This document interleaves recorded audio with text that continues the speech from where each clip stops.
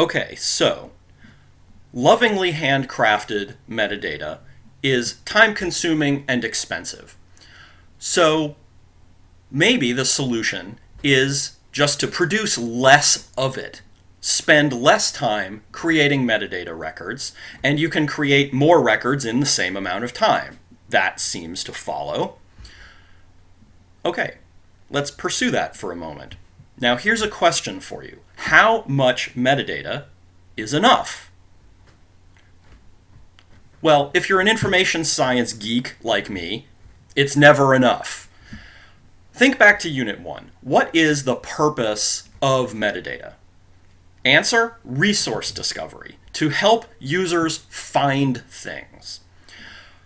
To help users find the things that they're looking for, and maybe by serendipity, if we're lucky and if the user is lucky, to help the user find other things that they might find useful that they didn't even know that they wanted. So let me rephrase the question with resource discovery in mind. How much metadata is enough to serve the function of resource discovery? And I'll give you the answer that I give to my students all the time, to their frustration, I suspect. And that answer is, it depends.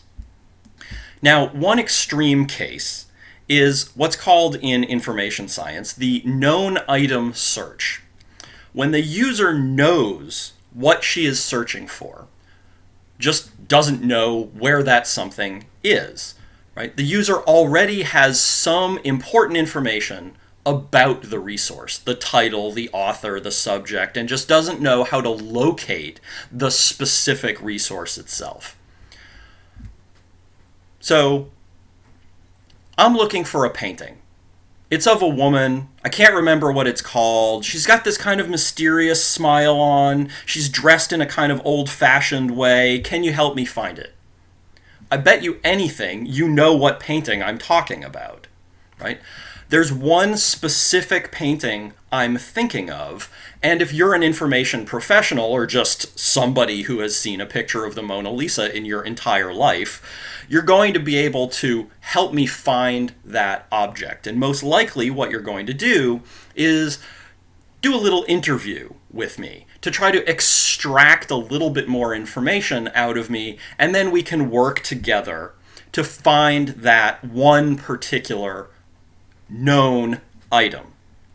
And there's a whole practice of that in librarianship, how to extract that information from a user, how to conduct that kind of an interview, which is a whole separate topic entirely, but it follows from a reasonable, common sense approach to helping people find things that they have a little bit of information on to start with.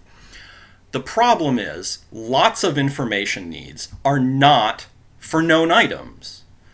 Often, an information need is something along the lines of, I need everything that was ever written on such and such a topic because I'm writing a paper for class. You get that a lot in libraries. I think it will not come as much of a surprise to you to learn that. Often, information needs look like this. And this is a real question that came into an online question answering service that I used to work with. And please pause this video and take a moment to read it, because it's actually pretty hilarious, which is, of course, why I saved it all these years. This is in no way a known item search. So the question is, how do you translate this question into something that you can search for using the resource discovery tools at your disposal? Remember, in Unit 1, we talked about subject analysis. Subject analysis is figuring out what the subject is of the resource you're describing so as to create at least part of a metadata record, so as to create the subject piece of a metadata record. Often, that is done by humans using a controlled vocabulary. And, of course, this is exactly what the Library of Congress subject headings are in a book. These down here. A human will read a book, or at least glance at a book, and decide on, say, 3 to 5 Library of Congress subject headings out of the entire 5-volume set of subject headings, and take 10 minutes to do it, or however long it takes. Now, this is completely ridiculous, as I think should be obvious, because most books are far more complex than that. 3 to 5 subject headings is a very thin representation for most books, and you can't read most books in 10 minutes anyway.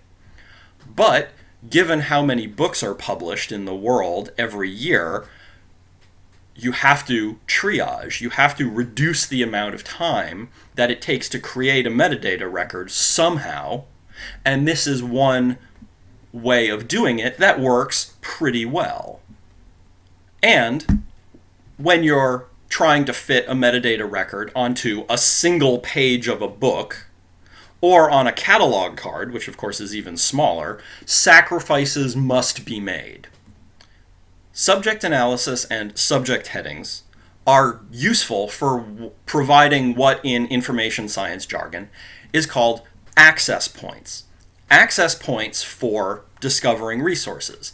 So if you need everything on such and such a topic because you're writing a paper for a class, if you find a good relevant subject heading, I've got to tell you, that's half of your work done for you right there. You browse through all of the resources under that subject heading, and I guarantee you some of them, probably not all of them, but some of them will be useful to you. But what if we're not talking about books? What if we're talking about other types of resources? For example, paintings, like this record in the British Library. How much metadata is enough to serve the function of resource discovery in any context? And, of course, to go back to my completely unsatisfying answer at the beginning of this video, it depends on the type of resource, it depends on the user, it depends on the information need, it just depends. And maybe, I hear you say, a minimal metadata record isn't going to be enough. So what's an information scientist to do?